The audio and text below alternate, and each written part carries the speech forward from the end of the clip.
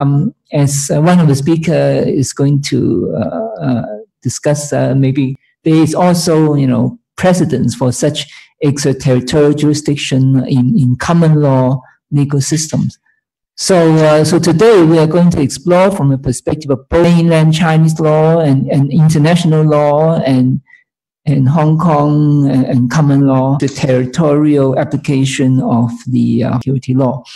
And we are very fortunate to be able to get 4 distinguished speakers. There's and Dean Fu Ha Ling of our Faculty of Law, who is an expert in many matters, including criminal law and criminology and public law. And sitting on my left is my colleague Chow, who also specializes in criminal law as well as legal theory or jurisprudence. And then we have on 2 distinguished scholars. One is Professor Ling Bing from University of Sydney in Australia. I don't know what time it is in Australia, maybe still in the late afternoon. And can I see? Yes, yes, yeah. Yes, he will appear on the screen soon. And then with Li Zhaojie of Tsinghua University Law School, who is like Professor Ling Bing, an old friend of mine too. I forgot to introduce Professor Ling Bing just now. He had taught in City University of Hong Kong and also Chinese University of Hong Kong before he moved to Australia some years ago. And he is a very distinguished scholar on public international law as well as areas of private law, including law of contract. And then Professor Li Zhaojie, he is very well-established scholar of international law in China, and he has had quite a lot of collaboration with our faculty and his members over the years. So, so we are very glad that all 4 speakers are now ready, and we'll. Is there any? I don't remember the order of presentation. I'm the first speaker, yeah. followed by Ling Bing and Li Zhaojie. Dean Fu Ha Ling to give the first presentation. Thank you.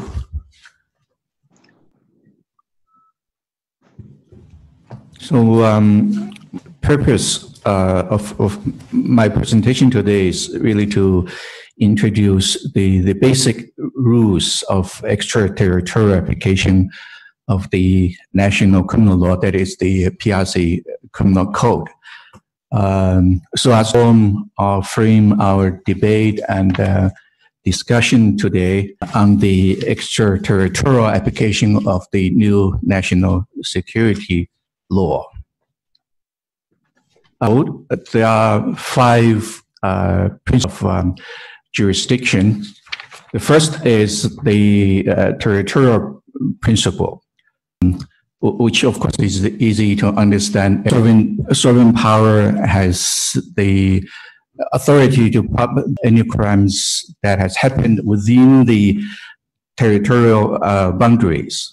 The other principles are more extraterritorial. But then they has been really excised, have been highly exceptional.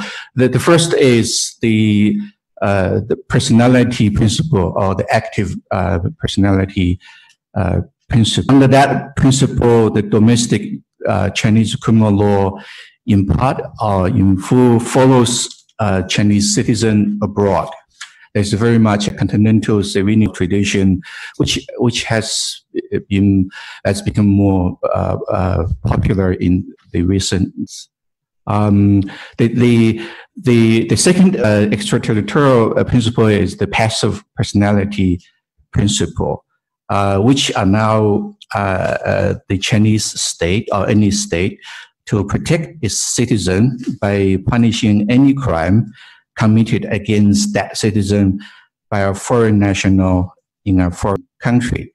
So basically, it's geared to protect the individual citizen victim in the home country. I will elaborate a little bit on that soon. Principle is the protective principle, which Professor Nim Bing will discuss today. That principle allows the nation to use its own criminal law to punish offenders, core interest of a nation through the extraterritorialization of the criminal law rules. And finally, of course, there's the universal jurisdiction, which is an instrument that holds individuals to the most serious crimes under international law. Now, the jurisdiction rules are provided in Chinese Criminal Code from Article 6 to Article 8. The territorial principle is very simple. Basically, the law is applicable to all crimes within the territory of the PRC. But then there's the important qualifications. When either the act or consequences of crime takes place within the PRC, then a crime will be deemed to have committed within the PRC territory. So that got to be the next important. I think it's a bit tricky to define act or consequences. Right? In the Chinese criminal law, act is broadly defined to a preparatory act. So in that sense, in the past, that if a person purchase explosives in the and bring the explosive to Hong Kong to commit criminal offense, that is also the crime would been deemed to have taken place in the mainland. There's the infamous case of big spender Zhang Ziqiang. He received capital offense by sort of purchases and use them in Hong Kong. Or in another case, you could purchase poison and then use the poison in Hong Kong to murder someone. So that act itself is deemed as preparatory, and that will be regarded as a crime under Chinese criminal law. Consequences also defined broadly, right? It could be the impact. I will explain this soon. Now, personality principle is a key principle under the Chinese criminal law. The law provides that the criminal law is applicable to PRC state personnel and the military personnel who commit the offenses specified in the law outside. There's no exception, right? For if you are a state functionary or your personnel, the whole criminal law will follow you when you travel overseas, right? That's the revised version. In the old criminal code, 1979, for example, the offenses was determined not by the type of a Chinese citizen, but by the type of offenses, right? If you commit what used to be called the count offenses, then the whole criminal law would follow you when then traveled outside of China. Those are the exceptional rules. The normal rules, the criminal code provides the criminal law is applicable to PRC citizens, right? The citizens other than state functionaries or military personnel, other citizens who committed except those crimes that carries a maximum sentence of less than 3 years fixed term imprisonment. So if a Chinese citizen travel outside and committed offenses that carries a max under less than 3 years, then the Chinese criminal law doesn't follow. That's limited personality principle, and that is quite important. And then the Chinese criminal law offers both and the passive personality principle. The law states in that way, right? It says the law may be applicable to foreigners, right? It's targeted who outside of PRC territory crimes against the PRC state, right?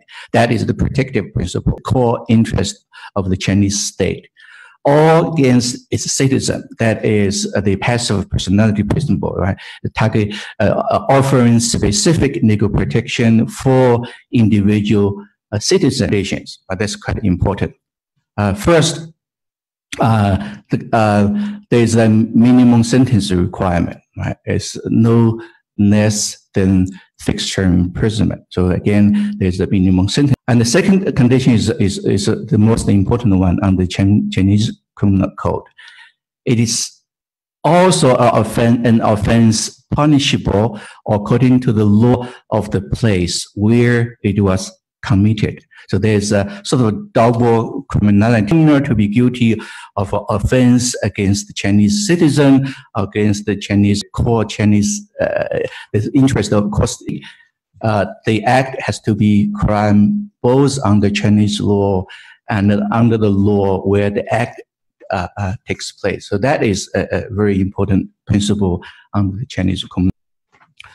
So of course, the Article 38 of the new national security law goes beyond the established principles under the Chinese criminal law.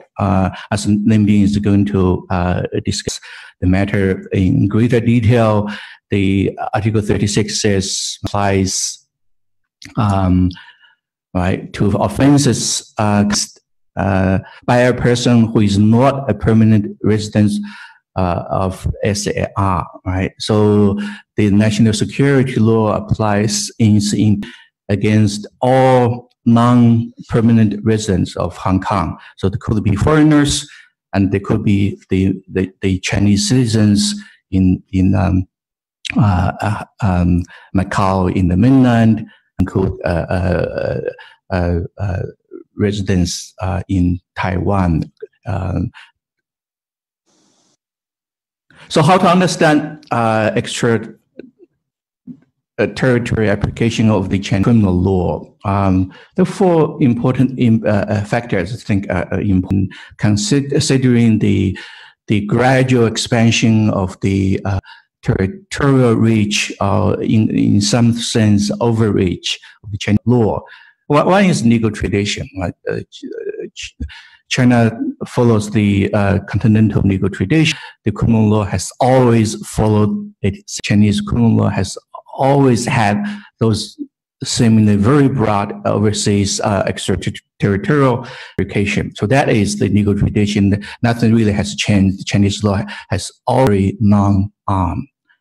Right? Second is globalization. Is crime and the impact of those transnational crime has felt more strongly because of the improvement in media communication. So there will be cross-border crimes, right, taking place, and partly taking place in the Chinese territory. Either the preparatory act takes place in China, consequences happen in China, and because of the huge amount of Chinese citizens traveling overseas, they may commit some offenses overseas, and that would have brought Chinese criminal law with them when they are traveling overseas. The third factor was international promotion and cooperation. There, in the past few decades, there's global tendency to expand the reach of the criminal law of nations. For example, is the overseas bribery, right? The UN Convention Against Corruption. The member state is duty bound to extend its criminal law to punish overseas corruption. Another good example is the child prostitution. Right? The major states, civil law tradition, or the common law tradition have expanded the reach of criminal law to punish citizens who committed offenses, that type of offenses overseas, and are now domestic court to punish them upon their return to their respective countries. And the final, I think, is also important is overseas interest, right? China did not have much overseas interest in the past. If you look back 30 years ago, so overseas reach extraterritorial application of Chinese criminal law was not an issue of great concern, but now it becomes a different matter, right? So there's mutual learning. The Chinese state is looking at what the U.S. did.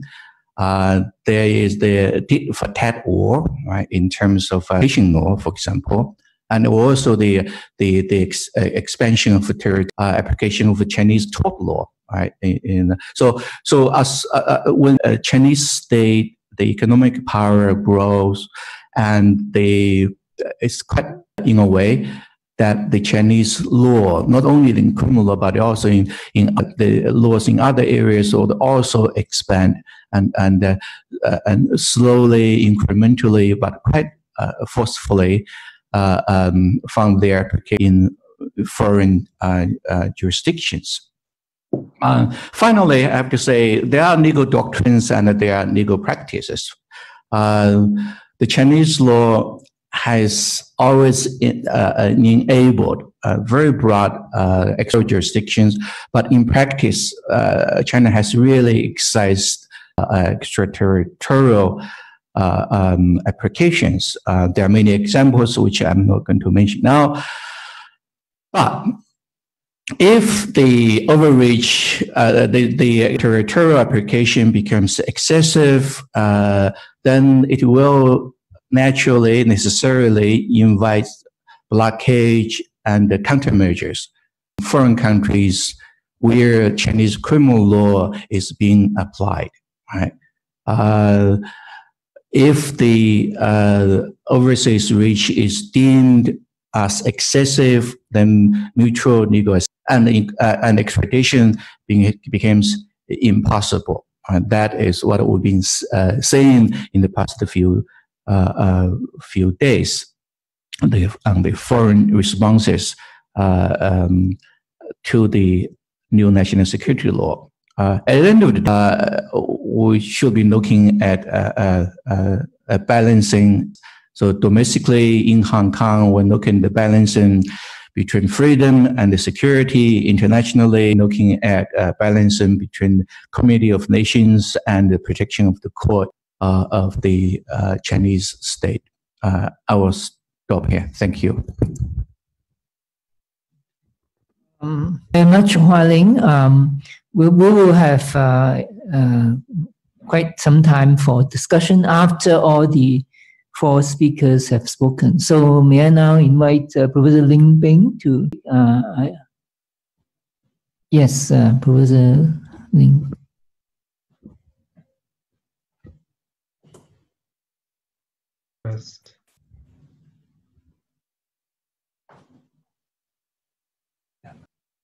Okay. All right, can you hear me? Can you see my PowerPoint? Yes, yes. Oh, thank you. Wonderful. Thank you.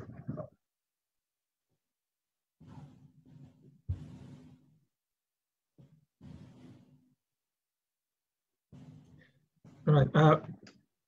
Thank you very much, Albert. It's a great pleasure to be here. And good day, everyone. It's still winter here in Australia.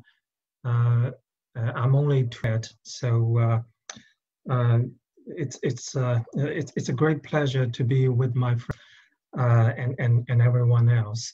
I think has provided us with a great and concise picture of the general legal principles and legal issues that are involved in here. I will zero in on 8 of the national security law and will discuss the principle of protective jurisdiction that underlies this provision. My presentation will consist of two parts. In the first part, I will address the principle of protective jurisdiction under international law. In the second part, I will discuss the rationale of this principle, the controversies surrounding this principle, and some of the problems that I see in relation to the Article 38 of the National Security Law of Hong Kong. So if we look at Article 38 of Hong Kong's National Security Law, Hualing has referred in his presentation, I will just go through the text again. Article 38, this law shall apply to offenses under this law committed against the Hong Kong SAR from outside the region by a person who is not a permanent resident of the region. So on its face, this law can apply to quite different ways. In one way, this law applies to foreigners in foreign countries. So this law can apply to, for instance, Australian nationals who are not Hong Kong residents and who may commit criminal conduct there. So the law will apply to foreigners in foreign countries. Second way, and this is the situation which actually has not been discussed very much in the media or in the literature, which is this. This law, by this provision, can also apply to mainland Chinese who live in mainland China. Mainland China are mostly not Hong Kong permanent residents.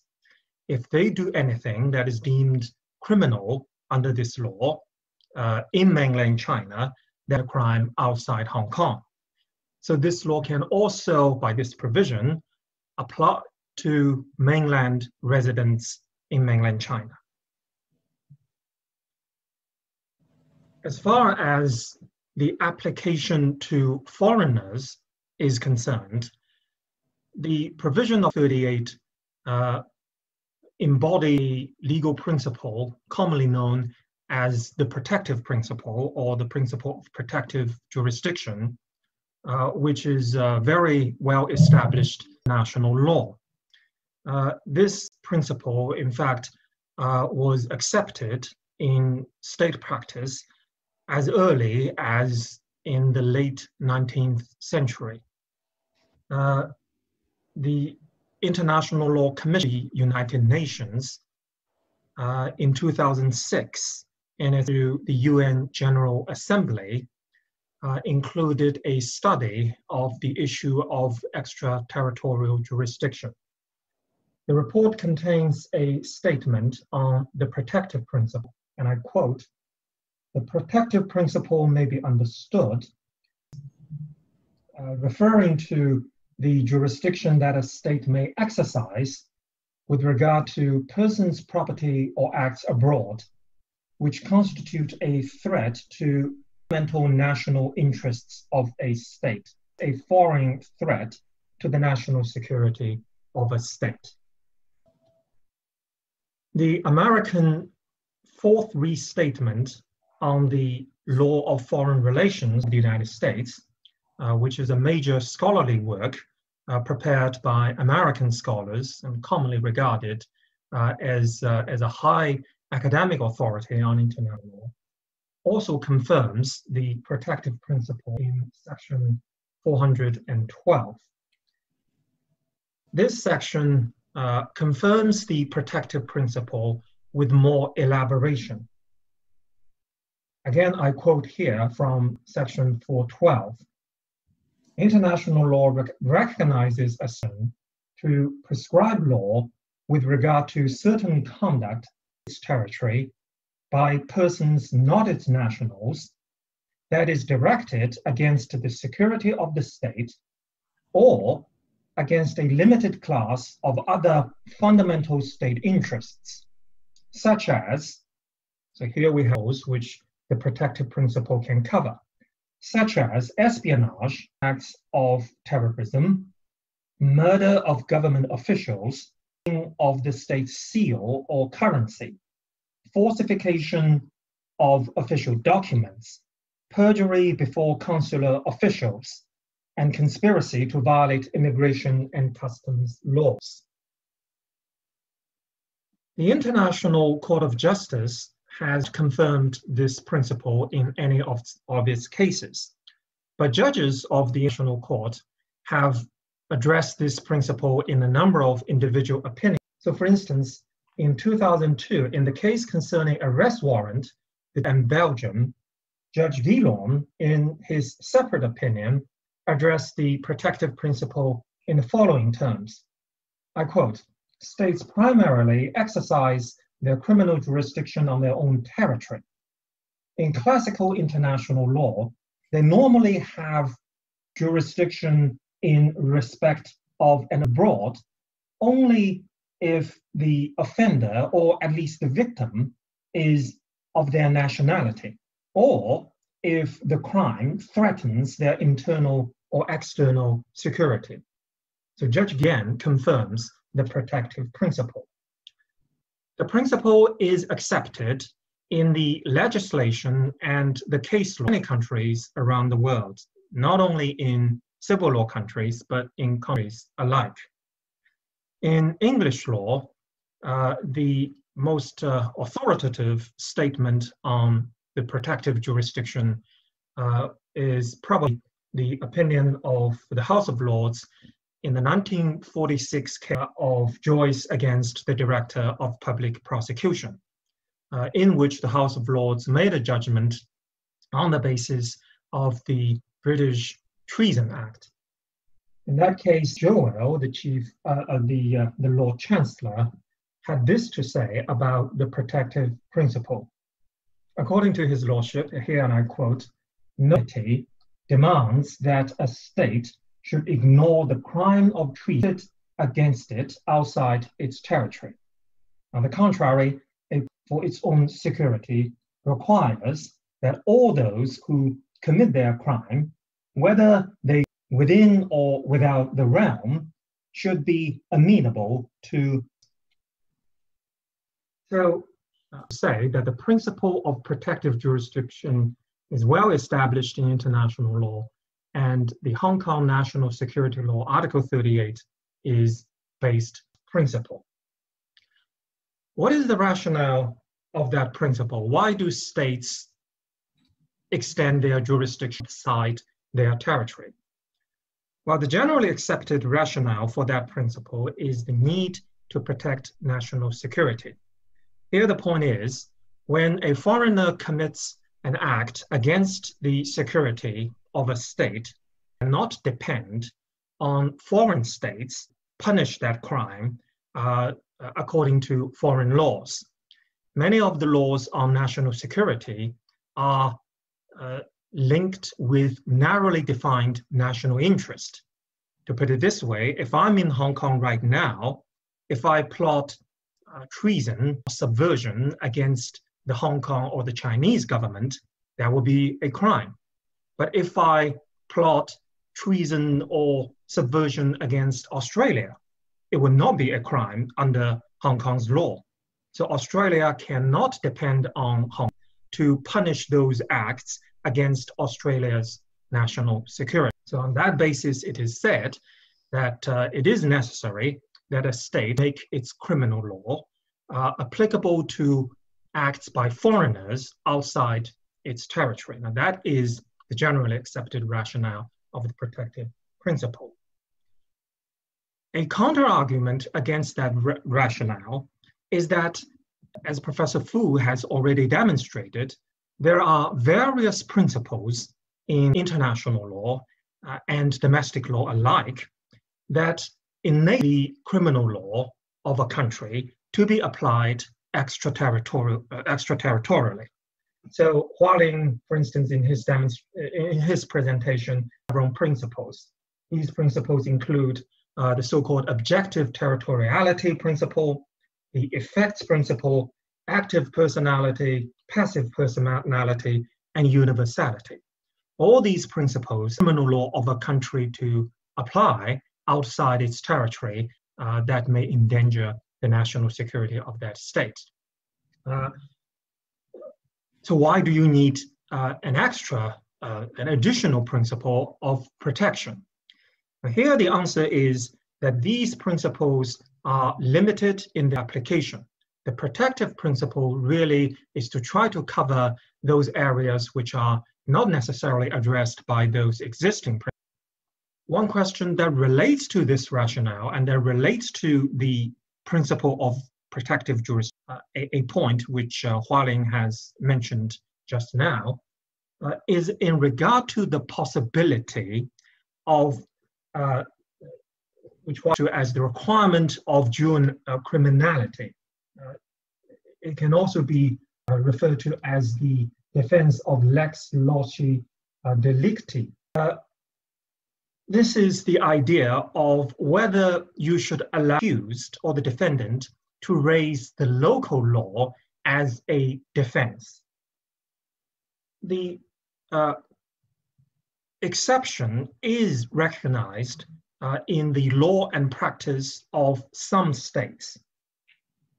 In 1935, in the Draft Convention on Jurisdiction of Crimes, a draft document that was largely prepared by American jurists, Article 7 of the Draft Convention adopted this particular exception. So if we look at Article 7 of this Draft Convention, in the first half, it accepts the principle. So I quote, "A state has jurisdiction which is committed outside its territory by an alien against the security, territorial integrity, or political independence of that state." And then we have the exception, provided that the act or omission which constitutes the crime was not committed in exercise of a liberty, the alien, by the law of the place where it was committed. So if I speech here in Australia advocating Hong Kong independence, under this principle, under this draft convention, the law of Hong Kong should not apply, because when I was doing that, my act was of the freedom of expression under the law of Australia where my act was committed. As Hualing also mentioned, the same principle and the same exception was actually adopted in Article 8 of the mainland PRC. Now, as the controversies relating to this principle of protective jurisdiction allows a state to apply its criminal law extraterritorially. In the report in 2006 by the International Law Commission, the Commission makes this statement, and I quote, "The assertion of extraterritorial jurisdiction by a state is entitled to recognition by other states only to the extent that it is consistent with international law." Now, to what extent is the protective principle or its application consistent with international law? Here we have some controversies and difficulties that are well documented in the state practice and in the literature on international law. And I'll just highlight some of the important aspects. First of all, the scope of this principle is controversial. We have the general outline of this principle established, but exactly what kind of conduct can be covered by this principle so that a state can criminalize those conduct against foreigners in a foreign country, that is always controversial. It's not very well defined. When you apply the protective principle to foreign conduct in a foreign country, you often have difficulty in terms of obtaining international cooperation in extradition and evidence gathering. If you do not have the dual criminality requirement, which Hualing and I have just mentioned, and many countries do not have that. If you do not have that, and if you are criminalize something in a foreign country, which that country, that foreign country does not consider, well, you won't be able to get extradition of the offender from that foreign country, because extradition obviously requires dual criminality. you probably also cannot get cooperation from that foreign government in terms of evidence gathering. So in that case, you're prosecuting that particular foreign crime will be difficult. Still another controversy is if a country unreasonably exercises extraterritorial jurisdiction in a way that can be viewed as unreasonable interference with the domestic, the legal order or the rights and freedom of another country, that may be treated as a breach of an international obligation on non-intervention. So in other words, if like Hong Kong applies its law in Australia in a way that is unreasonable, in a way that violates the domestic legal order of Australia, that violates the rights and freedom that people in Australia generally enjoy under Australian law, extension of extraterritorial jurisdiction may very well be regarded by Australia as a breach of international obligation not to intervene in Australia's domestic affairs. So the unreasonable extension of protective jurisdiction may constitute an internationally wrongful act. Finally, there's also the problem of non bis in idem, and that is the question of if an act is treated as criminal under both, let's say, Hong Kong law and Australian law, for instance, a terrorist act. Well, if the act happens in Australia, it is possible that Australian law may have already punished that person. In that case, if that person is now in Hong Kong, should Hong Kong law punish that person for the same act twice? What human rights guarantees do you have to protect the legitimate rights of that person? That is another issue that needs to be looked at. Now I want to finally talk about a few issues in regard to the national security law of Hong Kong itself. I know I'm running out of time, so I'll be quite concerned with this issue. The problems regarding the Hong Kong national security law, as I see them, are the following. First of all, the criminalization itself. Some of the act which the Hong Kong national security law criminalizes may be treated as a possible breach of international law in itself. So for instance, the criminalization of advocacy of independence of Hong Kong or independence of other parts of China, even by peaceful means, may very well be interpreted as the international human rights law on freedom of expression. If that is the case, then Hong Kong's law itself is already a law. When it applies to Hong Kong residents, it is already a breach of international law. And when you try to apply it to foreigners, then it is all the more a breach of international law. So that relates to the criminalization under this statute itself, which may be viewed as a breach of international law of human rights. The second problem about this law, and especially in terms of its extraterritorial application, is in regard to Article 29, the crime of collusion with foreign forces. Article 29, that collusion crime, on its face, applies to foreigners, especially foreign officials. So when you are applying this law, and through extraterritorial application, you can apply Article 29, the collusion crime, to foreigners, including foreign officials, is, in my view, a significant problem. President Donald Trump, for instance, a few days ago, just signed the Hong Kong Autonomy Act into law, which on its face, a kind of sanctions against Hong Kong and China. And by the language of Article 29, people who have induced the US Congress to make this law would be guilty under the crime of, in fact, President Trump would probably be guilty of an offense under Article 29 as well. Now, of course, being the President of the United States, President Trump would be immune from any prosecution under Hong Kong law. But once President Trump steps down from, let's say he visits Hong Kong on China's invitation, there will be no legal applying the Hong Kong national security law against President Trump, against former President Trump.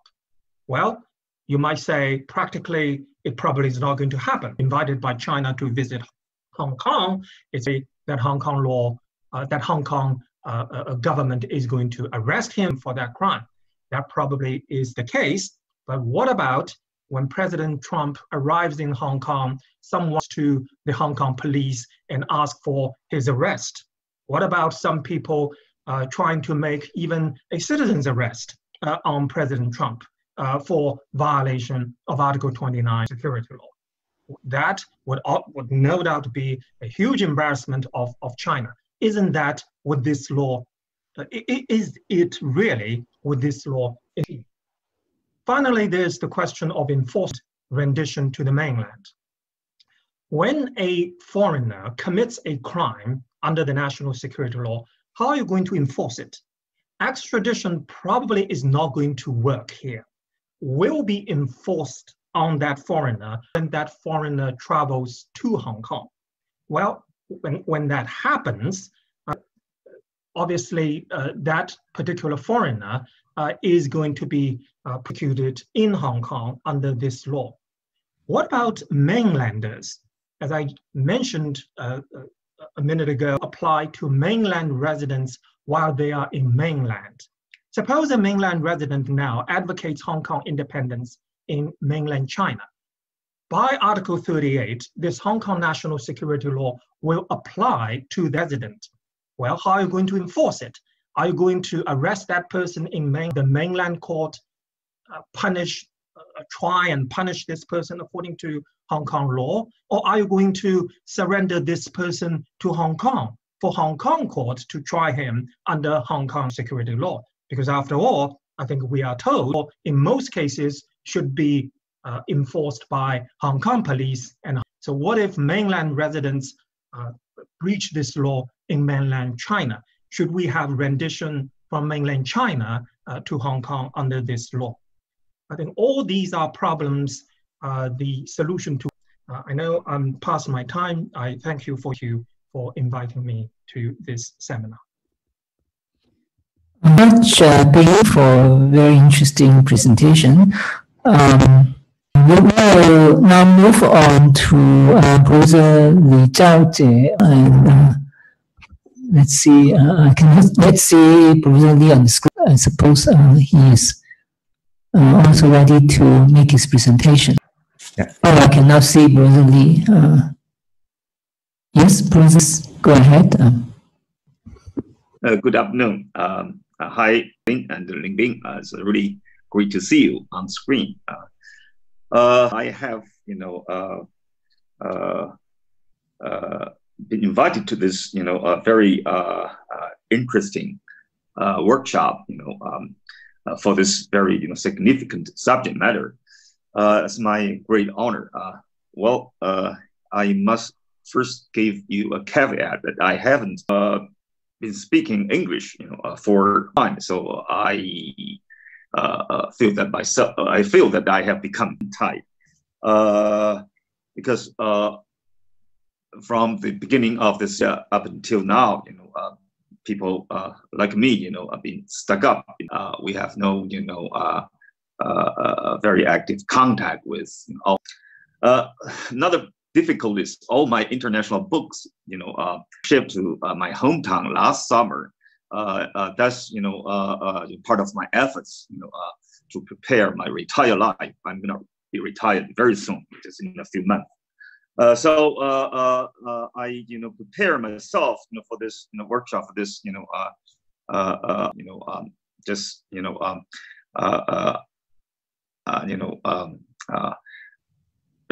on my memories, on my my brain. So if I said something wrong, I think Hualin and Ling done a very good job in elaborating the concerns about this Hong Kong national security law. I have learned quite a lot from both of you. I'm just want to take this to briefly address this extraterritorial effect of this law from international perspective.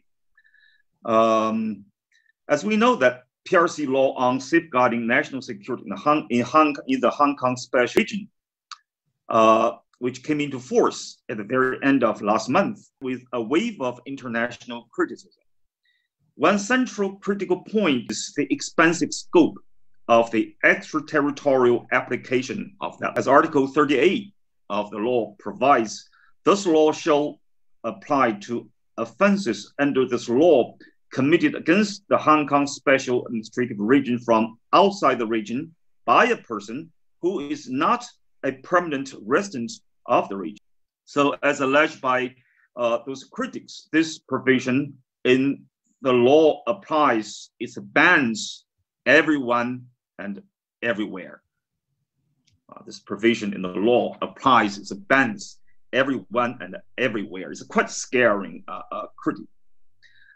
An Hong Kong resident or a foreign national living outside China, indeed, theoretically, someone who has never been to China could be committing a supposed offense. So as a result, some countries have suspended their extradition agreements with Hong Kong, as Canada and Australia have already done.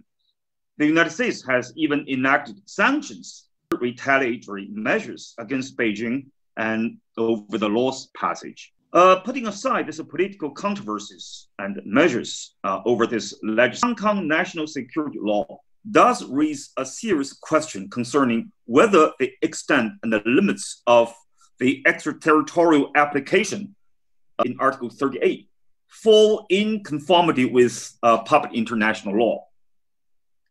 In the eyes of public international law, extraterritorial effect, that is the limits of national legislation, such as the Hong Kong national security law, as a matter of a state jurisdiction to prescribe, or we call it prescriptive jurisdiction for short.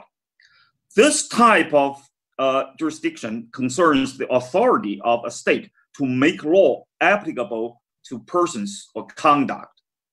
So international does recognize a state jurisdiction prescribe law with respect to certain conduct outside its territory by persons, not its nationals, that is directed against the security of the state or against a limited class of other fundamental interests, state interests, as Professor Lin Bing just noted a moment ago, such as espionage, certain acts of terrorism, murder of government officials, counterfeiting of the field or currency, falsification of official documents, perjury before consular officials, and the conspiracy to violate immigration or customs law.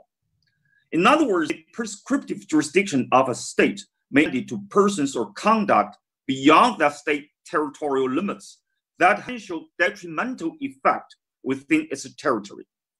And furthermore, given that states attempt to make rules of conduct in respect of events on own territory, may bring it into direct conflict with the territorial's attempt to.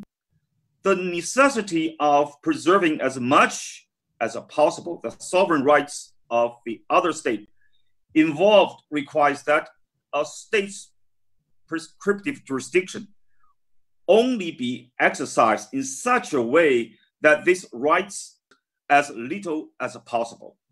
This means that the prescription must be necessary to reach the national prescription and restricted to the least impairing means of reaching this. Otherwise, it may clash with the prohibition of non-intervention in another state's internal affairs or violate territorial integrity or political independence, Professor in his presentation. Well, having said this, however, international has not yet developed a comprehensive set of, with precision, all forms of a jurisdiction may be exercised by states. It is for this reason that the extent and limits of the territorial effect of a state's prescriptive often become a matter of controversy in practice. In this connection, Lotus case in PCIJ, the Permanent Court of International Justice of 1927, is referred to as the classic international decision addressing the actual prescriptive jurisdiction. Had this very notable passage. It says, far from laying down a judgment to the effect that states may not extend the application of their laws and the jurisdiction of their courts to and acts outside their territory.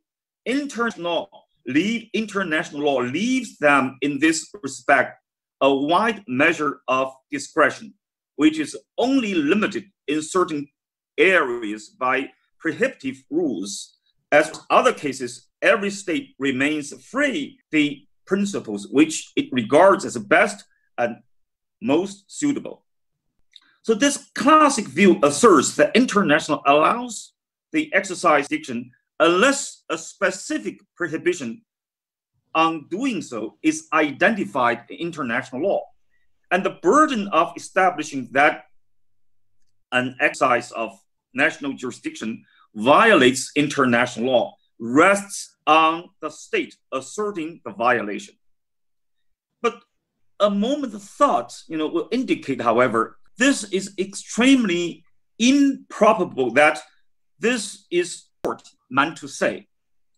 Professor Low, published and contributed an article to this famous events international law.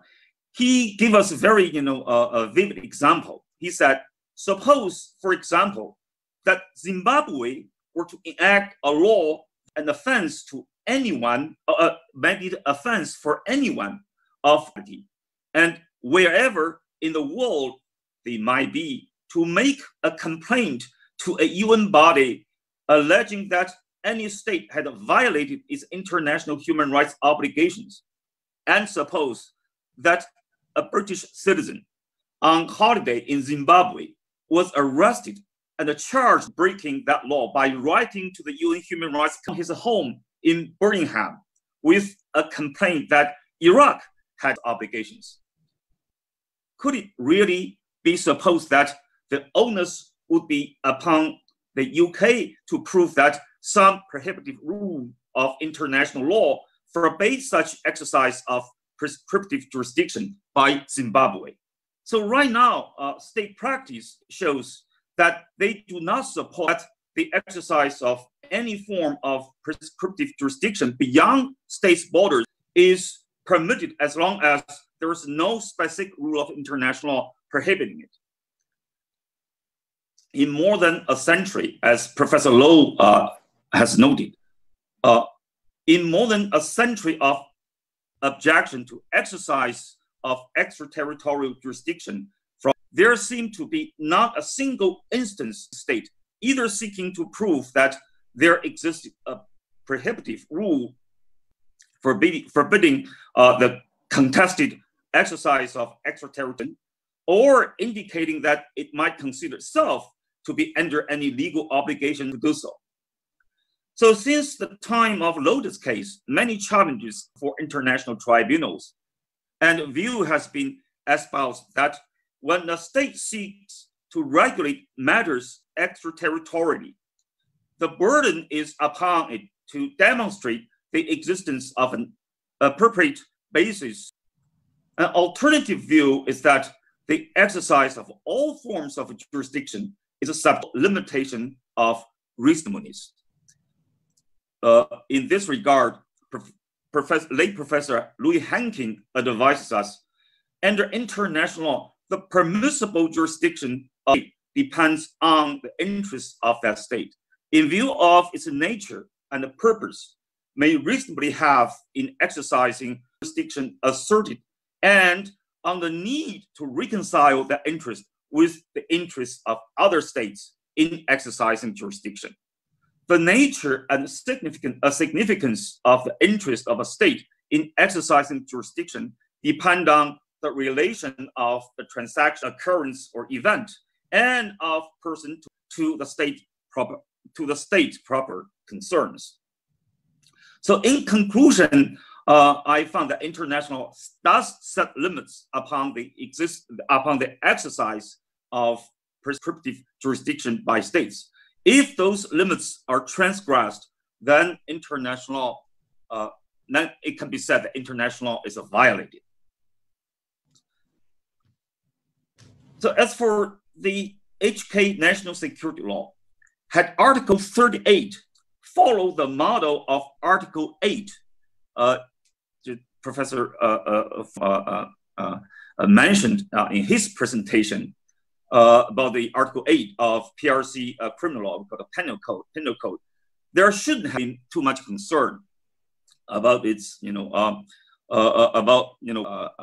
it falls in conformity with the requirements of international law. Because Article 8, the PRC criminal law, may be applicable to any foreigner who commits a crime outside the territory of China against the state of the People's Republic of China or against its citizens, if for that crime this law prescribes a minimum punishment of a fixed term imprisonment of not less than 3 years. However, this does not apply to a crime that is not punishable according to the law of the place where it was. I think Professor Lin Bing, in his presentation, has already, tell us the very, great significance of this safeguard in Article 8 of the PRC criminal law. So certainly, in Article, well, as showed by Article 8 of PRC criminal law, the extent and the limits to which this exercise of a jurisdiction, was have been. So without this limits like those, in Article 8, Article 38 of the Hong Kong National Security Law carries with it conflicts with other states. Individual for conduct which was not only not criminal in the place where it was committed, but even when he or she was exercising a right or enjoying a liberty in the other state. So sometimes, speech crimes. Having said that, of Hong Kong national security law may not be considered to have constitute a violation of international law. That's, my argument is probably we should give this law a certain amount of time to have all these kind of concerns to through the judicial practices subsequently. Okay, so that's my what I wanted about this the extraterritorial effect of the Hong Kong national security national perspective. Thank you very much. Thank you very much, Professor. Actually, we cannot see fully your face during presentation. So maybe when we answer questions, during the question and answer question, we'll make sure that your face can be seen by your camera. Professor, I cannot hear you very well. Okay, it's fine. It's not important.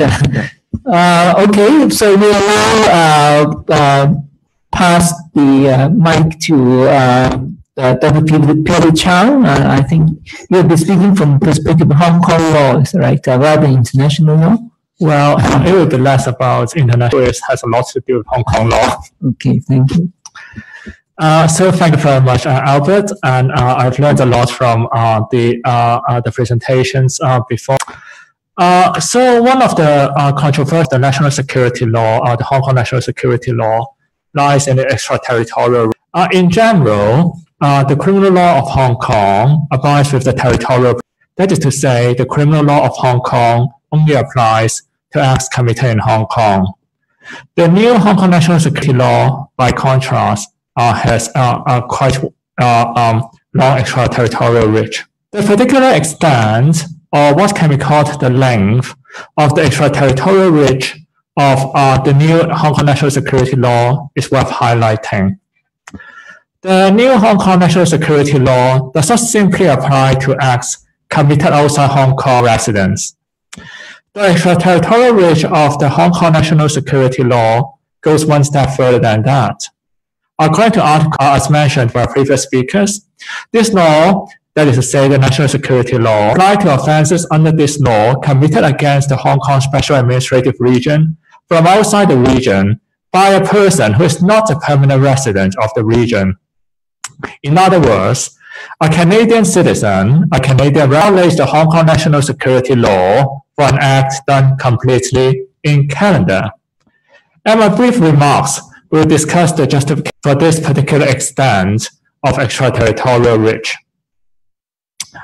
The first point I wish to observe, and for this point I think I'm in agreement with the previous speakers, is that I do not think it is always problematic for a law on national security extraterritorial reach.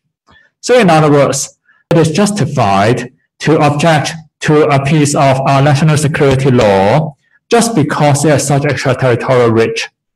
As mentioned also by the previous speaker, law, it is now recognized that the territorial principle admits of certain exceptions. One of the exceptions is the protective principle. That is to say, the idea that a state can exercise criminal offenses committed outside its territory if it is necessary to protect its vital interests. This principle applies, as noted by many, for example, Professor Cameron, in the volume Oxford Public International Law, exercises criminal jurisdiction when the state, where this principle applies, when the state exercising the criminal jurisdiction cannot expect to protect the relevant interests. To use an example, you may expect the United States to care a lot about China's national security. It would be unrealistic to expect the United States will have a law to criminalize national security of China committed in the US. So, the protective principle does provide some justification for the extraterritorial reach national security law. So Professor Ling Bing has illustrated the protective principle and some justifications for it from the perspective of international law. And I wish to now cite some foreign law as examples of exercise of protective jurisdiction. Some jurisdictions, for example, Canada, stick largely to the territorial principle in relation to national security offenses. The national security law in many other foreign jurisdictions do have a similar reach as the Hong Kong national security law. As a first example, under Article 11310 of the French Penal Code, for offenses that are defined as violations of the fundamental interests of the nation, French criminal law applies even if the act is by France and by a foreigner. The fundamental interests of the nation, French Penal Code, includes matters like its independence, the integrity, and its security. As a second example, under Section 5 Penal Code, the German criminal law applies to some offenses endangering the rule of law and some offenses against national security, even for acts committed outside Germany by non-German nationals. And in favor of the Hong Kong national security law, Article 38 does not apply to all offenses under the national security law. As observed by some, including my colleague Professor Albert Chan and Professor Simon Yang, Article 38 only applies to offenses committed against the Hong Kong Special Administrative Region. And if a foreigner commits an act outside Hong Kong that would have been an offense under the national security law, but his offense is not one against Hong Kong Special Administrative Region. So as one example, that person advocates the independence of Taiwan from China. So his act would have been an act against the national security law, but it does not seem to be on the face an act against the Hong Kong Special Administrative Region. It seems that the national security law would not apply to him because Article 38 of the law only applies to offenses against the Hong Kong Special Administrative Region. So one may say that Hong Kong courts are entitled to protect the interests of Hong Kong, and this connection explains why if an offense is committed against the Hong Kong Special Administrative Region, it should come within the jurisdiction of Hong Kong. Having said the above, to say that in principle